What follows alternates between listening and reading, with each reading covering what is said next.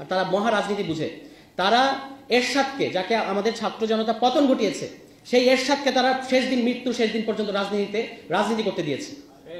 এখনো তারা বলতেছে যে শেখ হাসিনাকে আসতে দিবে তারা, শেখ হাসিনা আওয়ামী লীগ নির্বাচন করুক, জনগণ নাকি সিদ্ধান্ত নিবে। এটা নাকি আমরা নাকি বলতে পারবো না যে আওয়ামী লীগের বিরুদ্ধে, মানে আওয়ামী লীগের নিষিদ্ধ কিংবা নিবন্ধন বাতিলের দাবি নাকি করা যাবে না, জনগণ নাকি নির্বাচনের মাধ্যমে সিদ্ধান্ত নেবে। আরে ভাই, এখন তো বলতে হয় যে আমরা কি বোকা নাকি? 5 অগাস্টে তো আমরা ইতিমধ্যেই তো এই জনগণ তো আওয়ামী লীগের বিরুদ্ধে রায় দিয়েছে। আওয়ামী লীগের বিরুদ্ধে রায় হচ্ছে আওয়ামী লীগ একটা পলাতক দল, আওয়ামী লীগ বাংলাদেশ থেকে পালিয়ে গেছে, তারা এখন পরিষ্কারভাবে ভারতের এজেন্ট। সেই দলকে আবার নির্বাচনের মাধ্যমে নির্বাচনে এখানে এনে নির্বাচনের মধ্যে দিয়ে আবার আমাদের প্রমাণ করতে হবে যে আমরা আওয়ামী লীগকে চাই না।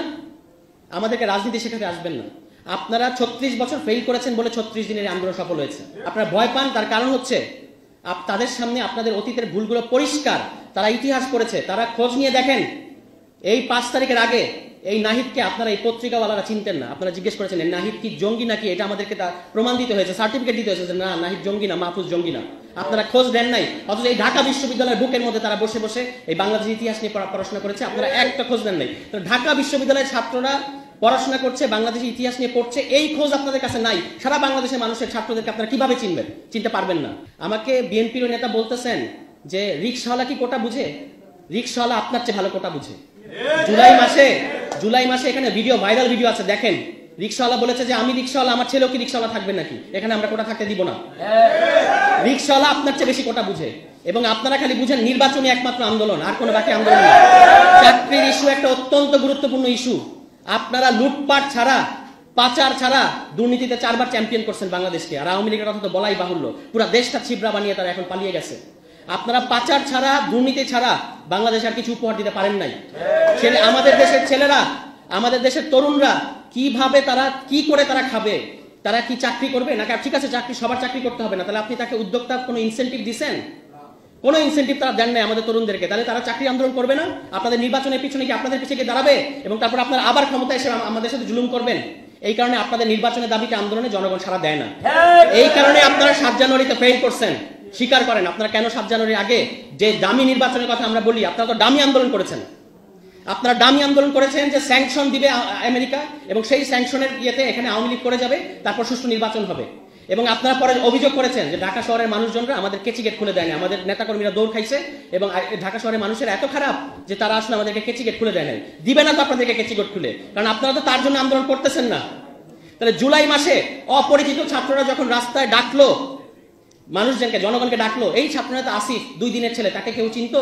সে যখন ডাকলো যে ছাড়তে হবে ক্ষমতা, ঢাকায় এসে জনতা লক্ষ লক্ষ কোটি কোটি মানুষ কেন রাস্তায় নামছে? একটু পার্থক্যটা বোঝার চেষ্টা করেন। 36 বছরের বর্ষিয়ান রাজনীতিবিদ, একটু বোঝার চেষ্টা করেন পার্থক্যটা। এটাই হচ্ছে পার্থক্য। 36 বছর আর 36 দিনের পার্থক্য এইখানেই। এই 36 দিনকে অবজ্ঞা করে আপনারা রাজনীতি করবেন? আমাদেরকে আর মহড়া দেখায়েন না। ক্যাম্পাসে ক্যাম্পাসে আপনাদের ছাত্র সংগঠনগুলা আজকে যে ধরনের সন্ত্রাস করতেছে, আপনারা একটা জিনিস মনে রাখবেন, এখানে আওয়ামী লীগের বিরুদ্ধে গণ অভ্যুত্থান ঘটার আগে ছাত্রলীগের বিরুদ্ধে ক্যাম্পাসে অভ্যুত্থান ঘটেছে। ছাত্রলীগকে আগে ক্যাম্পাস থেকে বের করে দেওয়া হয়েছে।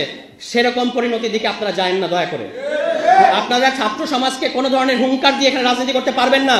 আপনি ছাত্রদল হন, ছাত্র শিবির হন, অন্য যে হন, ছাত্র সমাজের গায়ে একটা ফুলের টোকা দিয়ে এখানে কোনো ধরনের রাজনীতি আপনি করতে পারবেন না, এটা পরিষ্কার। এখনো হুঁশ আছে। আপনারা কিন্তু আওয়ামী লীগ হওয়ার চেষ্টা করেন না, কারণ আওয়ামী লীগ হচ্ছে অত্যাচারের একটা সিলিং।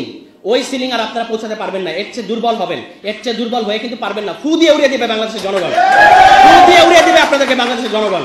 সুতরাং যদি রাজনীতি করতে হয়, জনগণের অধীন থেকে রাজনীতি করেন। জনগণকে হুঁশিয়ার করবেন না, জনগণের অত্যাচার করবেন না, জনগণকে কোনো ধরনের।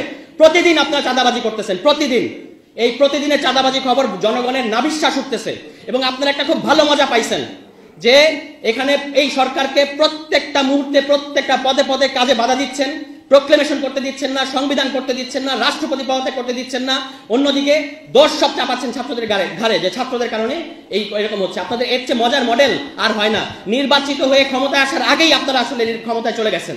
এখানে আপনাদের হুঁশ হচ্ছে না। হুঁশে আসেন।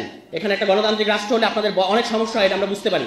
ওই যে এক ব্যক্তি কেন্দ্রিক ক্ষমতা কাঠামো সংবিধানের মধ্যে, তো আল্লাহর পরে একমাত্র প্রধানমন্ত্রী হচ্ছে সবচেয়ে ক্ষমতাধর। এই যে ক্ষমতার কাঠামো, এইটা আপনাদের খুব মজা লাগে, আমরা বুঝতে পারি।